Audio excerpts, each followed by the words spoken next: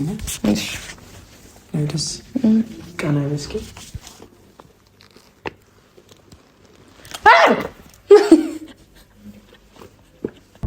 ከመገረም ከቃልም በላይ ሰው እንዳንቺ መቼም አላይ አንቺን ከምንም በላይ በተለይ አይሻለሁ ለዘላለም ምን በጣም እንደምወድሽ ታውቂያለሽ አውቃለሁ እንደማፈቅርሽ ታውቂያለሽ ከማንም ጋር እንደማላወዳደርሽ ታውቂያለሽ አሁን ግን ከንግስቷ ጋር እየወዳደርኩኝ ነበር ንግስቷ አንቺ እንደምሽ ታውቂያለሽ የኔም ልብል አንተ ነህ ሰላም እንዴት አላችሁልኝ የኛ ውድ ቤተሰቦች እንዲሁም ተመልካቾች እግዚአብሔር ይመስገን ደህና ነኝ እናንተ ላይ ያላችሁበት ሰላማችሁ በዚህ ይበልልኝ ያው ትናንትም ከትናንት ወዲያ ብዙ የሚደብሩ ነገሮች ሲፈጠሩ ነበረ ያው ታውቁታላችሁ ምክንያቱም መቼስ መናገር አይጠበቅብኝም ግን ደግሞ ኤፍሬም ለእናንተ ይቅርታ ይበል አላውቅም ግን ደግሞ እኔ በሱ ስም ይቅርታ እና ይቅርታ ይበላችሁ አይበላችሁ ባላቅም ግን ደግሞ ጥፋት አጥፍቷል ኦሬዲ ምክንያቱም እኔም ደግሞ በምቀጣበት መንገድ ለቀጣው ሞክሬያለሁ አይታችኋል ትናንትና ቢሆንና እውነት ለመናገር በጣም ነው የሚያናድደው እውነት የምሬ ነው ኤፍሬም ምናምን ስለሆነ ሰው ማንኛውም ሰው ላይ እንደዚህ ፕራንክ በጣም ነው የሚያስጠላው በጣም ነው የሚደብረው እናንተ ብቻ ራሱ አይደላችሁ እኔ ብቻም አይደለሁኝም እናቴ ጭምር ራሱ እንዴት እንደዚህ አይነት ነገር ትሰራላችሁ ብላ ነበር ስትቆጣኝ ነበረውና ያው ለእናንተ እንደነገርኳችሁ ነው እሱ ይበላ አላውቅም ቪዲዮ ላይ ሙሉን አላየሁትም እና ትናንትና መቶ እኔ በምቀጣበት መንገድ ለመቅጣት ሞክሬያለሁኝ ታውቃላችሁ ምን ያክል እንደሚደብር ማለት ያው ሁላችንም ጋር እውነት ለመናገር እኮ ሞት የማይቀር ነገር ነው እኔም ሞታለሁ ሁላችንም ሟች ነን ግን ደግሞ ምን የሚባል አባባል አለ አላውቅም እውነት የሆነ ውሸት ምንም አውቀው ነገር የለም ማለት ሟርት የሚባል ነገር አለ አይደለ በቃ እንደዚህ አይነት ነገር ስታስቡ ምናምን ነገር በሆነ ባልሆነ ስታለቅሱ ምናምን ነገር ከመሀላችሁ አንድ ሰው ታጣላችሁ ፈጣሪው ከዛ ይጠብቀንነት በጣም ለዛ ነው እኔ ደግሞ ከምንም በላይ ተከፋውትም የተናደርኩትም ለዛ ነውና ምንም ነገር እንደዛ ሳይሆን እንደዛ እንደሆነ አርጋችሁ ደግሞ እንደዚህ በተደጋጋሚ እንደዚህ አይነት ነገር ስትሰሩ ለምሳሌ አሁን ሰፈር ውስጥ በጣም ብዙ አይቶናል አይደል የዛን ቀን ቪዲዮ ሲሰራ ጎረቤትም አይቶናል ያው እዚህ ሁላ ሲገቡ ራሱ በዚህ በር ማለት ግቢ ውስጥ የነበሩ ሰዎች እያዩ ነበርና ሁላ ደንግጠው ነበር መጀመሪያ ከዛ ለቪዲዮ እንደሆነ ሲያውቁ ተውት አይደል እየተሳሳቁ ሲገቡ ምናምን ነገር ተውትና ምን አለ ሁሌ ስትዋሽ የሆነ ቀን እውነቱን ለምሳሌ ሁሌ ሳትታመምኩ እያላችሁ ሁሌ እንደዛ ብላችሁ የሆነ ቀን እውነት ስትታመሙ ግን የሚደርስላችሁ ነው ሰው ነው የምታጡትና እኔም ትናንትና የተናገርኩት ነገር እንዲገባው የምፈልገውም ነገር ያንን ነው ሁሌ እንደዚህ አይነት ማለት ማይሆነው ፕራንኮች አሉ ደስ የሚሉ ማለት በቃ ለወዲያው ተዝናንተንባቸው የምንረሳቸው አይደል ግን ደግሞ እውነት ነገራቸዋለሁ ትናንትና እኔ ይሄን ነገር በቃ ጭንቅላቴ ውስጥ ምንም ሊወጣ አልቻለምና ብቻ ለዛ ነው የተከፋሁት ለዛ ነው የደበረኝ እናንተም እንዳይደብራችሁ እንዳይከፋችሁ ማለት ያንን ነገር ለማድረስ ነው የመጣሁት ኤፍሬምም ቢሆን አብሪኮም ነግሮኛል ጸበል እርጨው ይያለው እውነት ይሄ በጣም ግዴታ ነገር ነው እውነት በቃ አስባችሁታል ቤት ውስጥ ምንም ሰው ሳይሞትባችሁ ልክ ሰው እንደሞተባችሁ ሆኖ ሳጥን ነው ይዛችሁ ስትገቡ አምላኬው ይቅር ይበለኝና በቃ የሆነ እኔ እንጃ በቃ ሁላ ምን ሲል እንዳሰበው እኔ አላውቅም መድኃኒዓለምን ምን ሲል እንዳሰበው አላውቅም ግን ደግሞ እንደነገርኳችሁ ነው ብቻ አሁን ላይ ምንም ማለት አልፏል ኦሬዲና 10 ጊዜ ተወቃሽ እሱን ለማድረግ ፈልጌ ሳይሆን ለእናንተም ለመናገር ያክል ነውና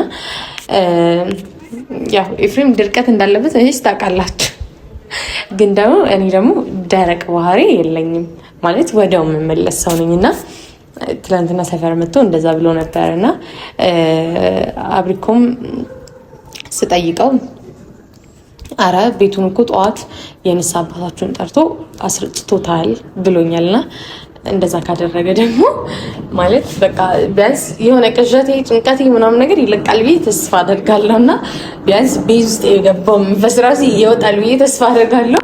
ለማንኛውም በቃ ስላለፈ ነገር ማውራት አልፈልግም። ግን ደግሞ አብሪኮ እንደነገረኝ ኤፊ በጣም ደብሮት ነው ያለው። ባይደብረው ነበር የሚገርመኝ። እኔን አስደብሮ እኔ እንደዛ ሁኜ ትቻው ገብቼ ምናምን ነገር ባይደብረው ይገርመኝ ነበር። ለማንኛውም ግን እየመጣው ነው ብዬ ነግሬዋለሁ። ይዘጋጅ አይዘጋጅ ምንም የማውቀው ነገር የለም። ግን ደግሞ እንግባና እንደዚህ ፋ ብዬ የመጣላችሁ የራሴ ምክንያት አለኝ። ምክንያቱም እዛው ላይ ኢፊ ለራሱ ስነግረው ታውቃላችሁ፣ ትረዱኛላችሁ ብዬ ተስፋ አደርጋለሁኝና ለማንኛውም በሱ ስም ለእናንተም ይቅርታ ማለት እፈልጋለሁ። በረንዳ ላይ ያለሁት ቤት እንግባና ልብስ ለብሰ ቀየረ ጠብቀኝ ብዬዋለሁ። ባህል ይሄ እንዴት ብዬ ላስረዳችሁ? ባህል ሴት ልጅ አታደርግም ምናምን የሚባሉት ነገሮች ባላምንባቸው፣ ግን ደግሞ ትናንትና እንደዛ ደብሮት ስለዋለ ለምን ምሳ አልጋብዘውም ብዬ አስቤያለሁ። እንዴት አንቺ ሴት ሆነሽ ምሳ ትጋብዣለሽ እንዳትሉ፣ እኔ በፍቅር መሀል ላይ ሴት ነው የሚያደርገው ግዴታ፣ ወንድ ነው የሚያደርገው ግዴታ፣ ወንድ ነው ራስ መጋበዝ ያለበት፣ ወንድ ነው አበባ መስጠት ያለበት ምናምን የሚባለው አባባል ላይ አላምንበት። ማለት ልክ እንደ ባህላችን ለምሳሌ አሁን ባህል የሚገልጹ ነገሮች አሉ አይደለ? ለምሳሌ አሁን እኔ የፈለገ ሴት አሁን ለምሳሌ አበባ እኔ ልሰጠው እችላለሁ ለይፍ፣ እኔ ግን ወደ እሱ ቤተሰብ ሽምግልና ልልክ አልችልማ። ይሄ የራሳችን የኢትዮጵያ ባህል የሆነ ህግ ነው እና ያንን ነገር መጣስ አልፈልግም። ግን ደግሞ ይሄ ራት መጋበዝ ግዴታ ወንድም ያለበት ምናምን በሚባሉ አባባሎች አላምንበትም እና ለማንኛውም ልብስ ቀይረ ጠብቀኝ ብዬዋለሁ። ቤት እንግባና ተዘጋጅቶ ይጠብቀኝ አይጠብቀኝ አላውቅም። እና ደግሞ እንደዚህ ሁኔ እንደምመጣም አያውቅም። በቃ ልብስ ቀይረ ጠብቀኝ ነው እንጂ የት እንሂድ፣ ለምን እንደምንወጣ፣ የት እንደምንወጣ ምንም ያውቀው ነገር የለም። ብቻ ለማንኛውም እንግባና የትላንትና ድብርቱን በአንዴ ፈገግ እናስብለው። ሲጀመር እንደዚህ ሁኚ ሲያይ ፈገግ ይላል። የቀን ጨለማ ዘመኔን እምባዬን ቆጥሮ ሐዘኔን ከወደኩበት ብነሳም ባንተ ብርታት ነው ወረሰም በፍጹም ሺ ጉዳይ ቢደረደር ጥንቅር ቢል የኔ ነገር ላንተ የለኝ የሚሰጥ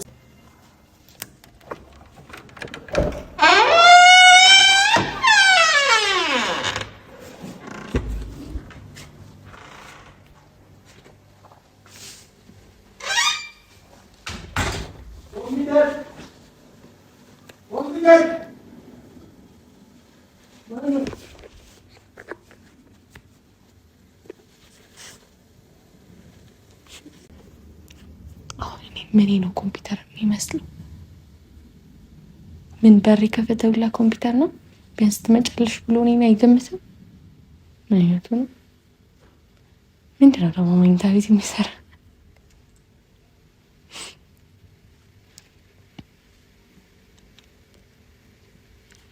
ልደበቅ ተኝቶ ነው እንዴ? እኔ ልብስ ቀይርና ጠብቀኝ ያልኩት።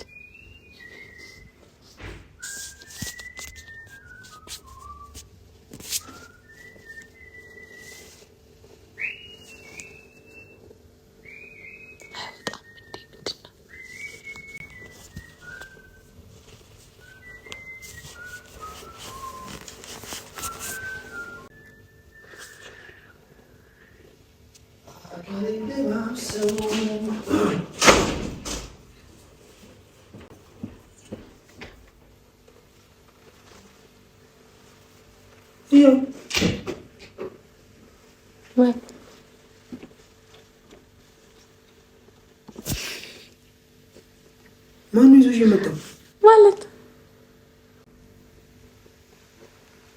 ስደውል አትሆንሽ። እኔ ራስ ደውል ነገር የለም ለማሰጥብኝ ስደውል እኮ አትሆንሽልኝ። በቃ ሰፈር ድረስ መጣ ነው ተናድጄ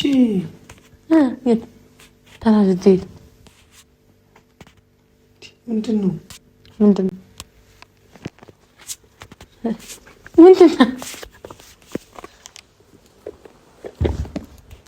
አምሮብሻል። ከአንተ እኮ አንድ ቀን ምናምን መለየት ታውቅ የለ ውበት ነው የሚጨምረው። ኦኬ አይሁን ያዋጣል።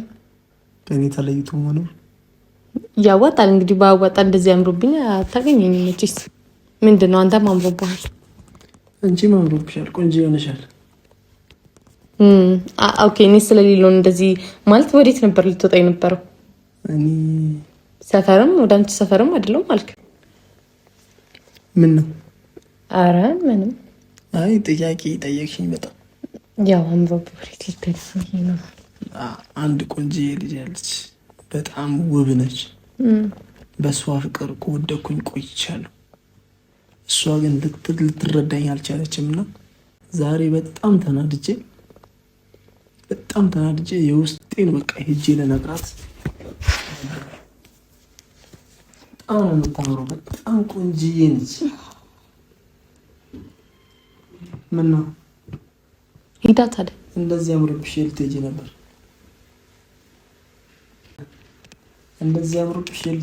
አንቺ? እኔም የራሴን ሰው ቀጥሬያለሁ። ምን ሸበላ ጠፍቷል መሰለ እንዴ? እኔ ጠፍቷል ነው በቃ የራሴን ሰው ቀጥሬያለሁ። ለዛ እዚህ ቤት እየፈለኩት ነበር። እዚህ ኦኬ እኔ ነኝ ማለት እኔ እዚህ ቤት ሸበላ ቀጥሬያለሁ ነው ያልኩት አይደል? እዚህ ቤት ሸበላ እኮ እኔ ብቻ ነኝ። ጀምር እንደምታፍቀኝ እኮ አውቃለሁ፣ እንደምትወጂኝ አውቃለሁ። ግን ትንሽ ባህሪሽ አስቸጋሪ ስለሆነ እኔ የኔ ባህሪ ነው አስቸጋሪ። የኔ ባህሪ ነው አስቸጋሪ። ለማንኛውም ይብላኝ ለአንተ ለምታገባት ያው ልትሄድ ነበር፣ ቀጠሮ ነበረብን። በጣም ይቅርታ ያስኩሽ። ይቅርታ ያ ቆንጆ የሆነች ልዕልት የሆነችው ልጅ ላገኛት ሊሄድ ነው። ሰዓትም በጣም ረፍዷል፣ አርፍጄባታለሁ እና እሷን ከማስጠብቃት እና ከምታኮርፈኝ በጊዜ ብሄድ ይሻላል። ሄዳ እና ሸበላሽን ልታገኝ ነበር መሰለኝ አይደል? ይሳካልሽ፣ እንደምታገኙም እርግጠኛ ነሽ። ቆንጆዬ ነገር ነሽ ታውቂያለሽ። መልክሽ ለክፉ አይሰጥም። ቆንጆዬ ነገር ነሽ። አንተም ቆንጆዬ ነገር ነህ። እኔ በጣም ሸበላ ነኝ። ከኔ ጋር ልትወዳደሪ ምናምን አትችይም። ገብቶሻል አይደል? ማን እኔ ከአንተ ጋር ልወዳደር? አንቺ ከኔ ጋር ልትወዳደሪ አታውቂኝም። ገብቶሻል አይደል? በቃ አትንካኝ። ለማንኛውም መልካም ጊዜ ይሆንልሽ። ትላንትና ያልሽው ነገርም አስተካክዬልሻለሁ። ጠዋት የነፍስ አባቴን ይዣቸው መጥቼ ቤቱን አስረጭቻለሁ። ቆንጆዋ ቤት እንድትመጣለን ይዣት። ኦኬ ቆንጆዋ ልጅ ይዣት ስለምመጣ ብዙ እዚህ ጋር እንዳትቀመጭ፣ ትናደድብኛለች ከሌላ ሰው ጋር ምናምን። ኧረ እኔም ሸበሌን ይዤ መኝታ ቤት እገባለሁ። ችግር የለውም አታስብ። ቴንኪው፣ አመሰግናለሁ።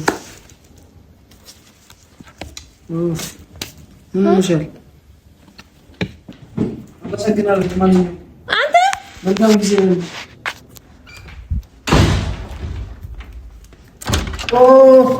ሳልነግርሽ በጣም ይቅርታ፣ ሳልነግርሽ እኔ ራስ ሳልነግርሽ ስለ ሸበሌ ስለመልኩ ነግራት። ምንድን ነበረ?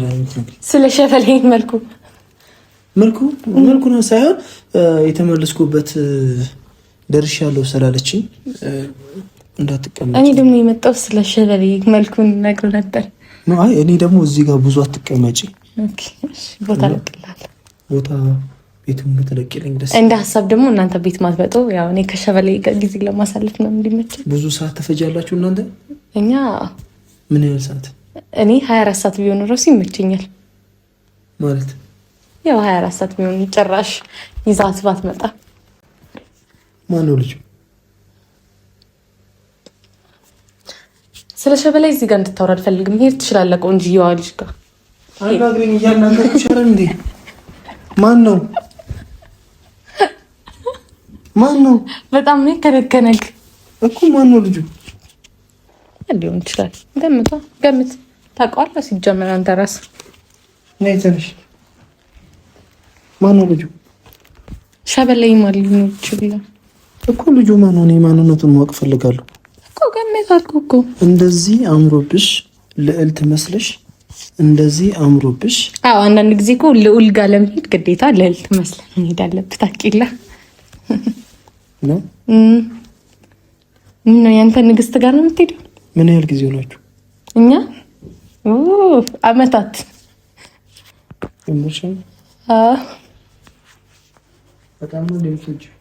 በጣም አይረዳኝም እንጂ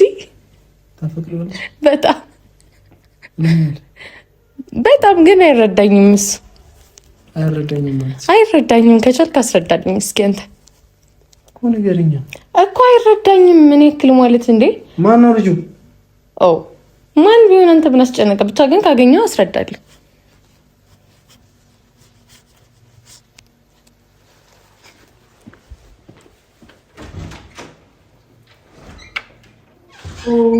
ድጋሚ የሆነ ነገር ረሳ። እኔ ራሱ ሰረሳኝ። ስሙን ልነግርህ ስል ቅርታ፣ እንደዛ ሳይሆን መሳም እችላለሁ።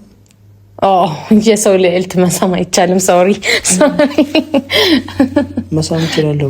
ኧረ የሰው ልዕልት መሳም አልችልም።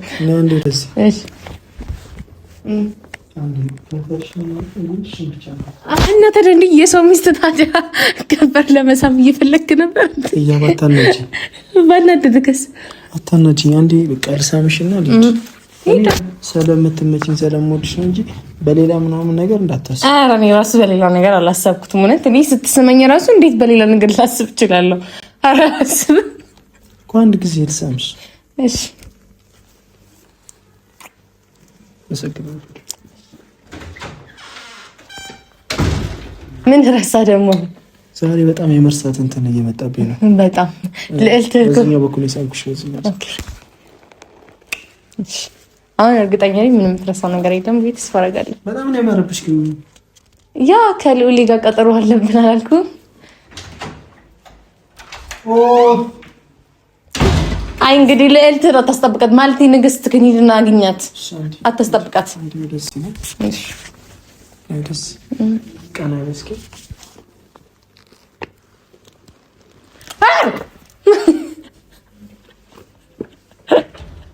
አረ ይሄ ረዳ የሰው ሚስት ሊያባልግ ግን ላባልግሽ እስኪ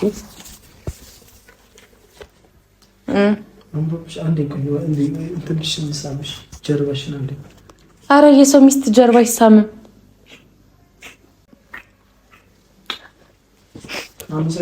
እርግጠኛ ነኝ አሁን የምትረሳው ነገር የለም ብዬ ተስፋ አደርጋለሁ። አይ በቃ አሁን መሄድ ትችላለህ እባክህ።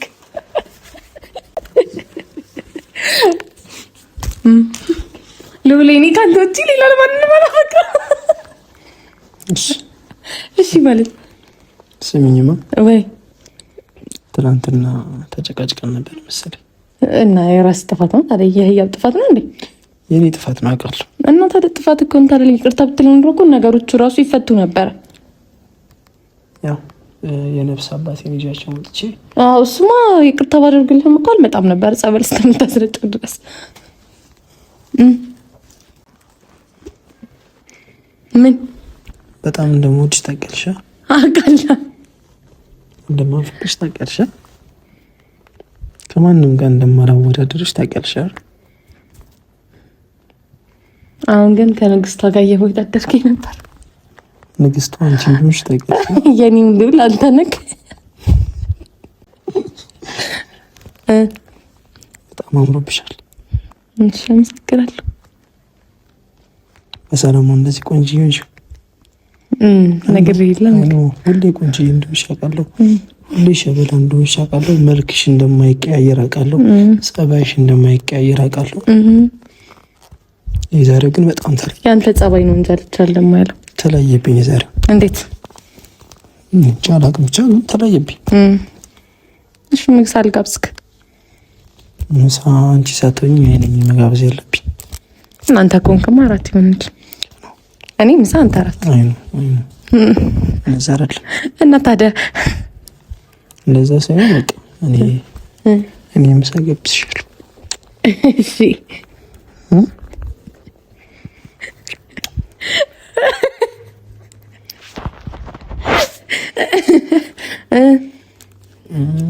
እንውጣ። እየራበኝ ነው በጣም ኖሮ እየራበሽ? እሺ ምሳ ነው የምትፈልጊው? እኔ ምሳ ልጋብዝና አንተ ደግሞ እራት ጋብዘኝ። ስሚ በቃ እኔም እንደዚህ አምሮብኛል፣ አንቺ እንዲህ እንዳማረብሽ። አይ ግን ሱፍ ነገር ምናምን ቀይረህ እንደ ሀሳብ አልተዘጋጀሁበት። እኔ አሁን ዝም ብዬ ልወጣ ነበረ። ገብቶሻል አይደለ? ስሚ በጣም የምወደው ቤት አለ። የምወደው ስልሽ አንቺን ይዤሽ እሄዳለሁ ብዬ የማስበው ቤት ነበረና እዛ ቤት ቆንጆ ምሳ ልጋብዝሽ። ቆንጆ ምሳ። እራት የላቸውም? እራት ይሁን ሹር ቆንጆ እራት እንውጣለን። አሁን ገና ነው ሰዓት፣ ግን ትንሽ አረፍት እናደርግና እንውጣለን። ዛሬ ቆንጆ እራት ጋብዝሻለሁ ማለት ነው። ተግባብተናል? ታርቀናል? ሁለተኛ ግን እንደዚህ ነገር እንዳታደርግ። የቀን ጨለማ ዘመኔን እምባዬን ቆጥሮ ሐዘኔን ከወደኩበት ብነሳም ባንተ ብርታት ነው ወረሰም በፍጹም ሺህ ጉዳይ ቢደረደር ጥንቅር ቢል የኔ ነገር ላንተ የለኝ የሚሰሰት ነፍሴንም እስከ መስጠት በፍቅር ስም ቃል ገባለሁ ዘላለሜን ወድሃለሁ በፍቅር ስም ቃል ገባለሁ